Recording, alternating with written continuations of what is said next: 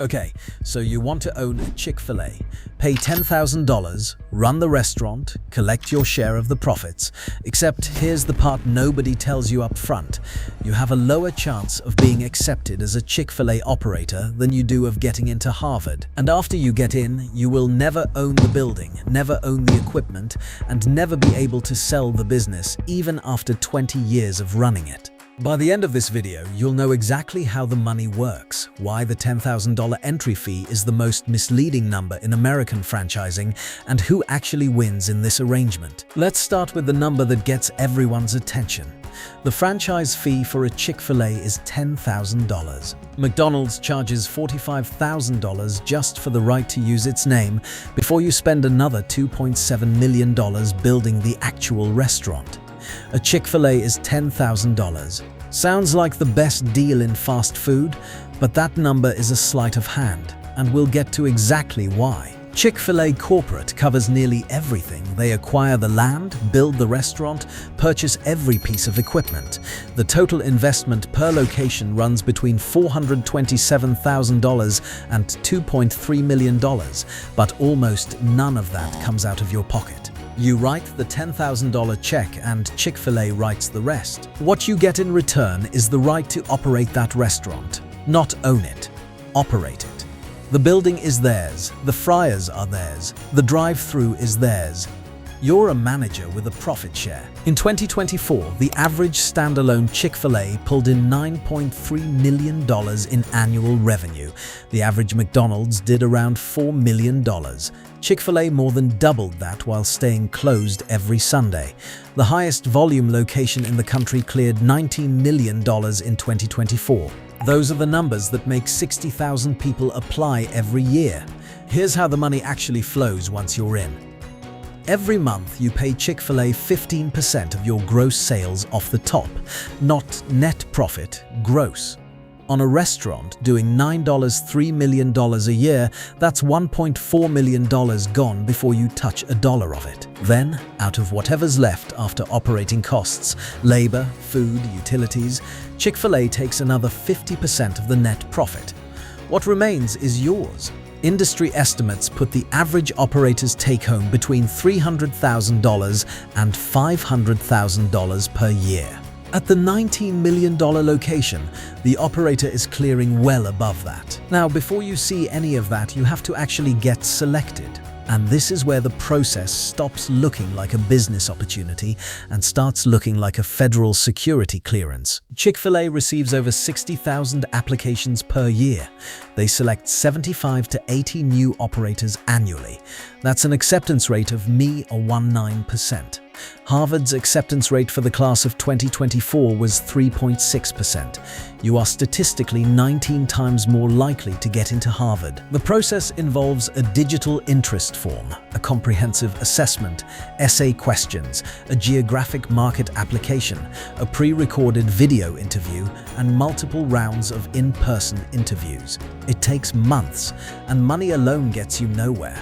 They're not looking for investors. They want someone who will stand inside a restaurant every day for the next 20 years and run it personally. That requirement is enforced rigidly. No other active businesses. Full-time, hands-on presence. Some operators log 60+ hours a week. No owning multiple locations unless you've been in the system for over a decade and your store ranks in the top third by performance. The model is built to keep operators small, focused, and present. More than 25% of newly selected operators, according to Chick-fil-A's own public disclosures, had never worked at a Chick-fil-A before being selected.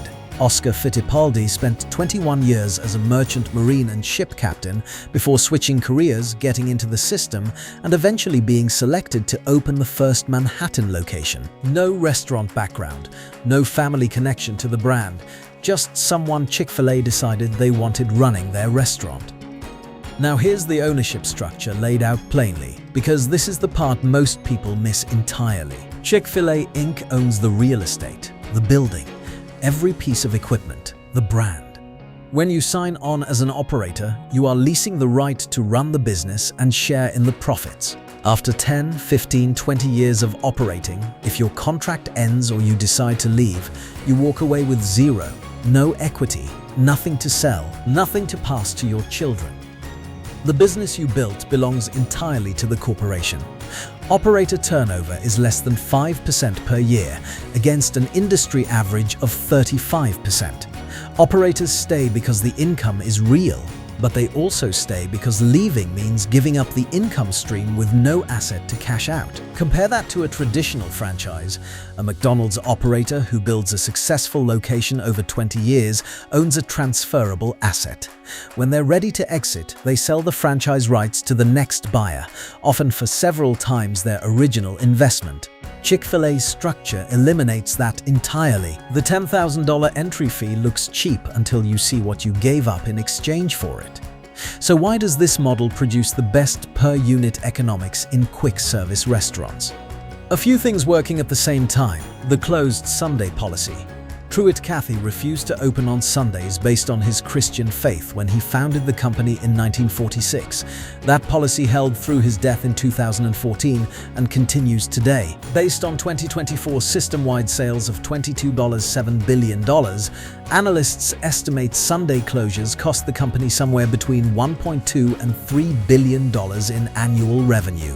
And yet, the average location still out-earns the average McDonald's by more than double. Chick-fil-A has ranked number 1 in fast food customer satisfaction for 11 consecutive years. The Sunday closure costs billions on paper.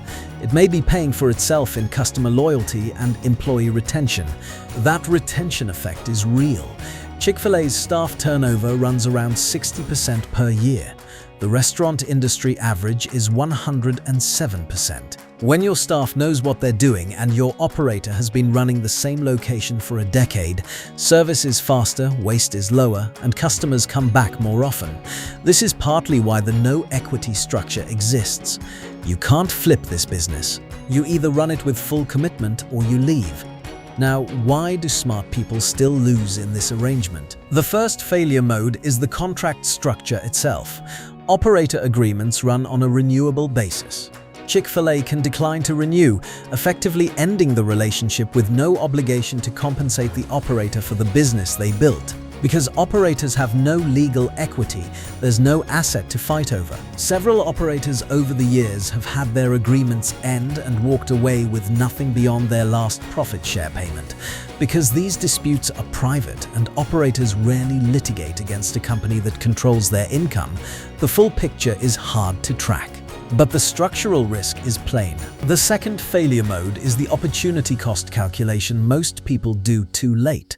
The $10,000 that buys you into Chick-fil-A doesn't build wealth, it buys you a job, a very well-paying job, but a job with no asset at the end. McDonald's corporate stock has returned roughly 700% over the past 20 years. A franchisee who spent those same years building equity in traditional restaurant locations and sold them could walk away with a multi-million-dollar transaction.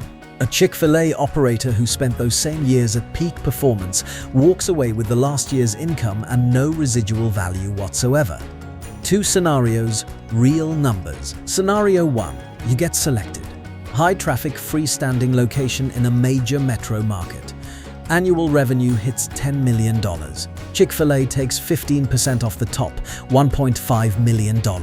Operating costs, food, labor, utilities come in around $6.5 million. Of the remaining $2 million in net profit, Chick-fil-A takes 50%, another $1 million. Your take-home is $1 million for the year. You never built the restaurant or bought the equipment. On a $10,000 cash investment, $1 million a year is an extraordinary return. Do this for 20 years and you've earned $20 million in operator income. Scenario 2. Same restaurant, but your market softens. Traffic drops. Revenue comes in at $5 million. 15% to corporate is $750,000. Operating costs don't fall proportionally. Labor and food hold around $3.5 million. Net profit before the split is $750,000. Chick-fil-A takes $375,000. You keep $375,000. Still real money. But you've been working 60 hours a week for it, you own nothing, and if Chick-fil-A declines to renew your agreement next year, the entire income stream ends overnight with nothing to liquidate. Pull back and look at who actually wins here long term. It's not the operators, it's Chick-fil-A Inc. The company generated $22.7 billion in system-wide sales in 2024. Corporate revenue from franchise fees, rental income, and product sales came in above $9 billion. After-tax earnings were $946 million. The company owns roughly 3,000 restaurants without operating any of them. The operators do that. It collects rent on every building, a royalty on every sale, and half the net profit at every location. All of that flows to a private company owned entirely by the Cathy family, who have never taken it public, never sold a share, and have been compounding that structure since Truett Cathy opened his first diner in Naperville, Georgia in 1946. So if you do decide to pursue a Chick-fil-A operator spot, remember the core trade of this business. They built the restaurant. They'll keep the restaurant. What they need from you is someone willing to run it brilliantly for 20 years in exchange for a very good salary and no equity. The house always wins. In this case, the house also owns the house.